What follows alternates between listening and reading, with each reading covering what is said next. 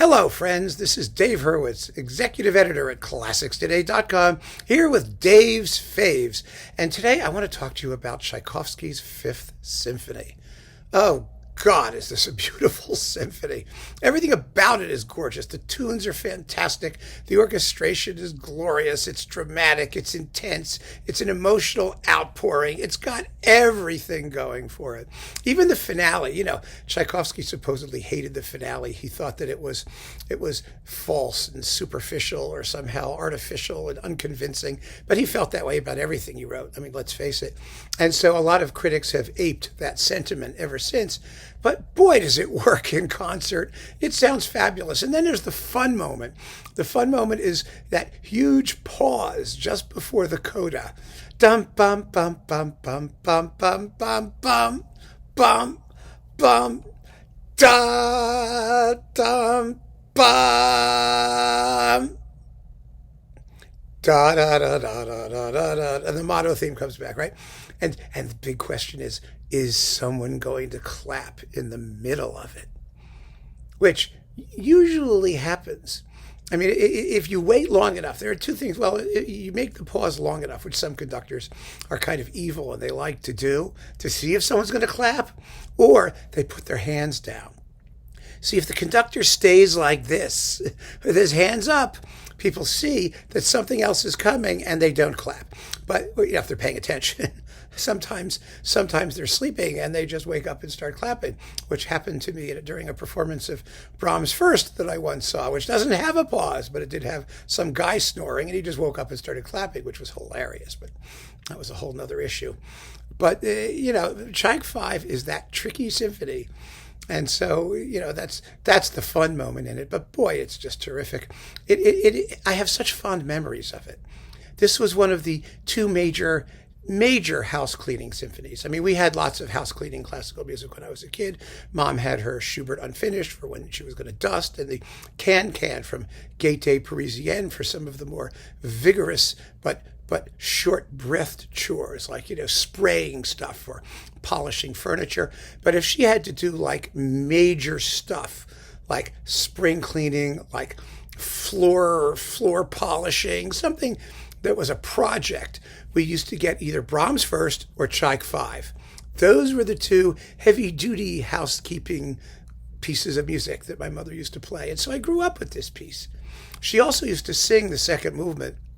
And my mother sings, sorry, Mom, but she sings worse than I do. I mean, her family is famous for not being able to carry a tune. I used to be able to carry a tune. Then my voice started to go.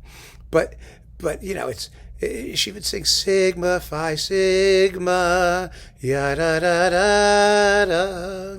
It was some frat or sorority song or something from when she was in college. I mean, it was just part of the atmosphere, a part of our musical DNA, the symphony. And so choosing one for this talk was hard because I have like 400 recordings of it, and I just love listening to it. It's just gorgeous. I mean, one of my fondest memories of it was seeing it in London. We did a family trip at one point to England and France. That was just a wonderful trip. We had a fabulous time. And we went to the Barbican. I got to pick a concert. We all got tickets. So we saw Lauren Mazel with the London Symphony do The Rite of Spring and Tchaik 5. That was the program. And that was some program. And it was glorious. We had such a wonderful time. And so it's an amazing piece of music, let's face it. And it gets very little cred right now. Today, everyone takes it for granted, and everybody says it's kind of, cheap and tawdry and emotional. And yeah, it is. It's emotional. It's heart on sleeve emotional, but powerful emotional, intense and expressive and glorious. And I mean, people don't want to bother with it. It's their loss as far as I'm concerned. So I had to pick a performance, and after just endless amounts of tossing and turning and agonizing, I chose Haitink in the Concertgebouw. First of all, this is not a symphony he played 400 times, which is always a good sign with Haitink. Second of all, this was in that vintage period when the Concertgebouw was playing like the greatest orchestra in the world.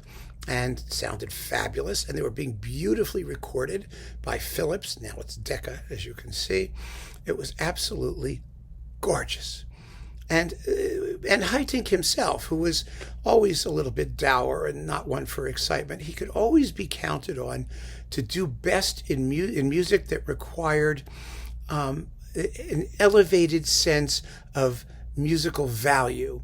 In other words, even if some people were sort of down on the piece, he would prove that it had the goods. He could do it. I mean, it was like with Shostakovich's 12th. Now, I'm not saying that Tchaikovsky's 5th is a failure. I'm not, but it's tricky. It can die. It has spots that can be dead, and balancing the whole thing, especially in the finale, is tricky. It's a little bit difficult, and he was just perfect at that sort of thing. So he's got an orchestra that is glorious. They had, one of the greatest woodwind sections in the world. So the second subject of the first movement, ta ta ta ta ta ta ta ta. I mean, it just is irresistible. The horn solo in the second movement is fabulous. The bassoon solo, that horribly difficult bassoon solo in the third movement, da da da da da da da da da da da da